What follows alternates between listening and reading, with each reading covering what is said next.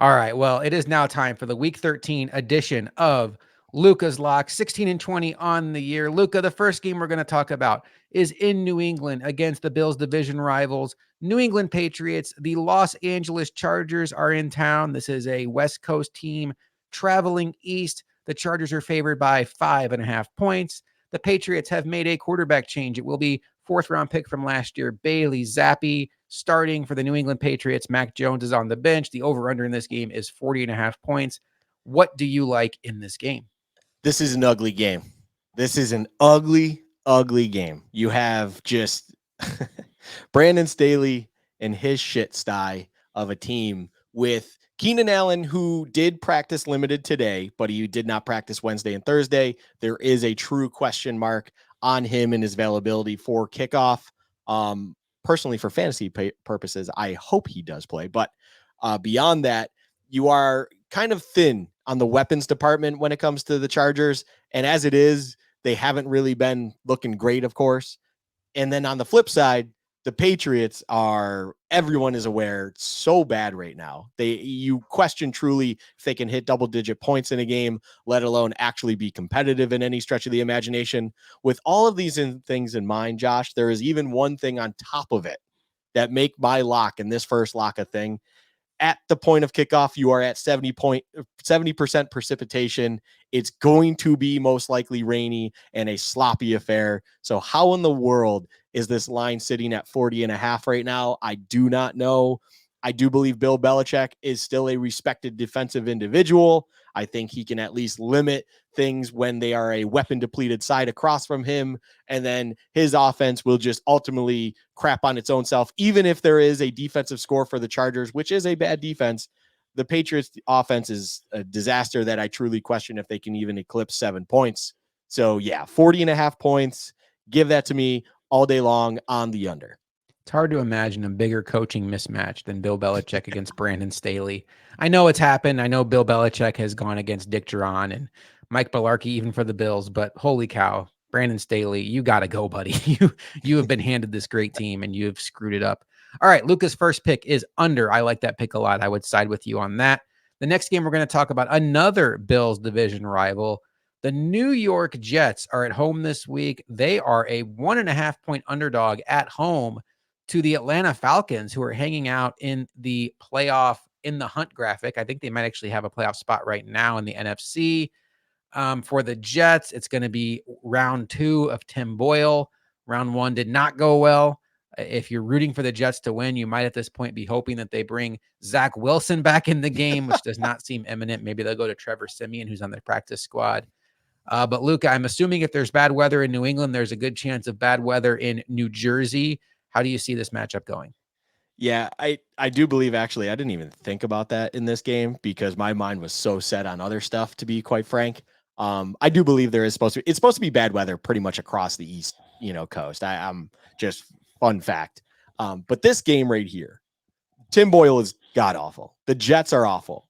Saleh was out there saying that his home run running back is looking for home runs all the time and needs to figure out how to get those hard yards more.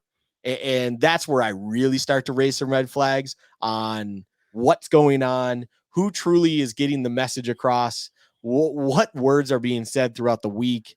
It's much more of a disaster, I believe, than we would have thought at this point, especially if even with Aaron Rodgers at the helm. I think there's a lot of questions on who is ultimately pulling the strings, because I feel like if Aaron Rodgers wasn't in the building, Nathaniel Hackett would already be on the street, of course.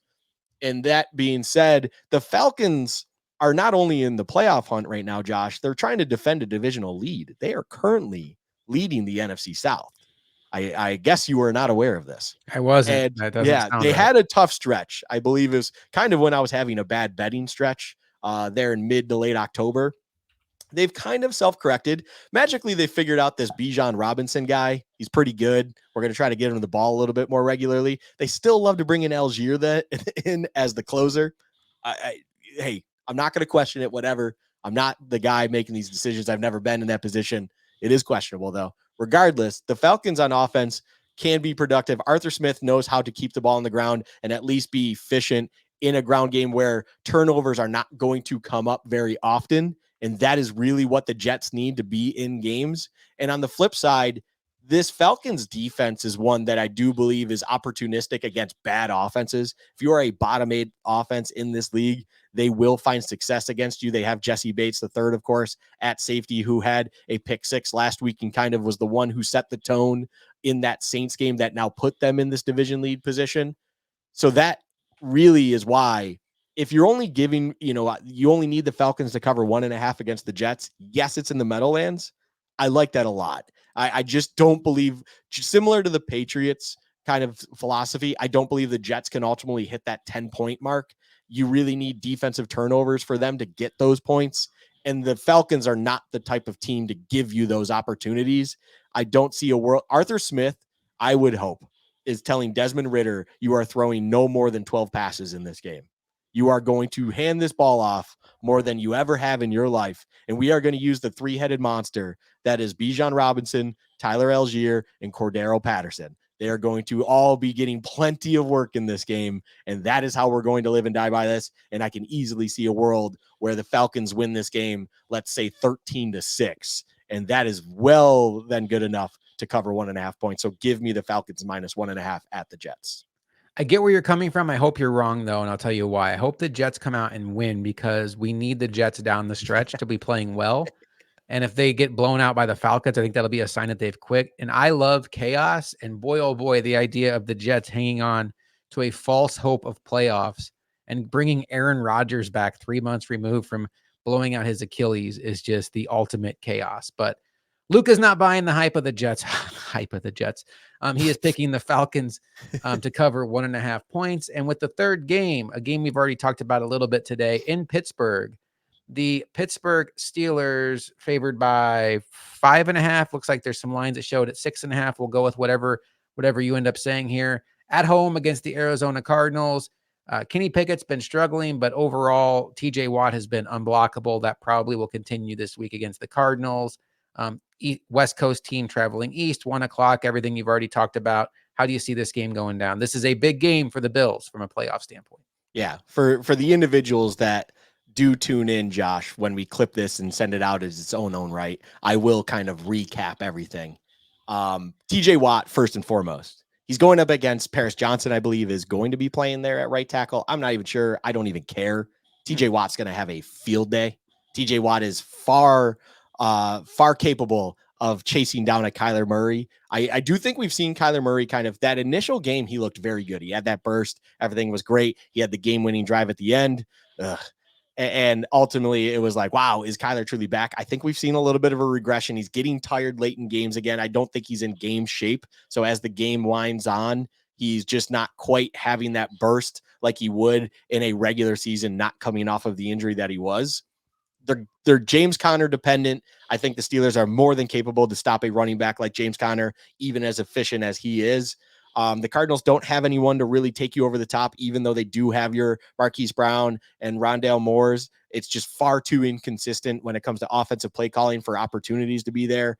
They're just not ready for that, especially then when you add the TJ Watt factor back into this. I don't think Kyler would ever really have time to do so. And then I said earlier in the show, the Cardinals defense is just a joke. I mean, you're Dennis Gardeck, dude. He's a dog out there as your edge defender, but when he's your best edge defender, it's, you're in for some tough times. I mean, Marco Wilson is your number one corner. Oof. Like, there are just so many things going wrong for them. You have Budda Baker and Jalen Thompson as kind of a nice 1-2 punch at safety. Maybe they won't get the top blown off over the top, but you're playing the Steelers. It's not like they're trying to take the top off of you. They're going to grind and just go through their 2 running backs, play, over the middle with Freiermuth coming back in his second game since, injury.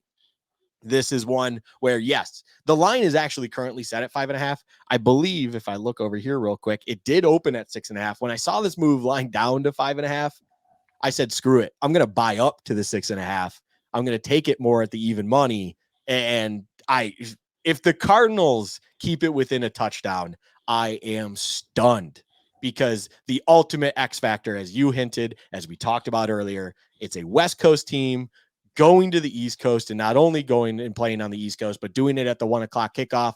It is an ultimate thorn in your side. The Cardinals at one point in time, and this is going back years, even like pre the Carson Palmer, great years. Even then, they had a stretch where I think they were like 3-27 on East Coast games overall, and at 1:00, I think they only had one win entirely. Even the heyday of the Kurt Warner, Anquan Boldin, Larry Fitzgerald days, when they had the 1:00 kickoffs, it was a blowout in New England. It was Anquan Boldin getting his jaw broken in a blowout loss at the Jets. Like, those things just happen. It's unfortunate for West Coast teams when they play at 1:00. It's another reason, but fun fact, that I like the under in Chargers Patriots. But yeah, give me the Steelers -6.5 to cover a touchdown against a lowly Cardinals on Sunday as they try to continue this magical playoff push that I still can't believe is actually a thing. 6.5 makes me think they're trying to beg you to tease it down to half, and then basically you get the Steelers, to win a pick 'em, and then you have to find another game to match with it. Maybe it's the Dolphins and Commanders. But the 3 picks for Luka's locks are the under in the Chargers-Patriots game, expecting some bad weather there. The Falcons on the road at the Jets, needing to cover 1.5 points against Tim Boyle and the New York Jets. And then the Pittsburgh Steelers at home, not even needing to win by a full touchdown. Luka says, if you get 5.5, go ahead and pay up, make it 6.5. Doesn't matter. They'll cover it. The Steelers at his 2-unit play. And that will do it for the Week 13 edition of Luka's Locks.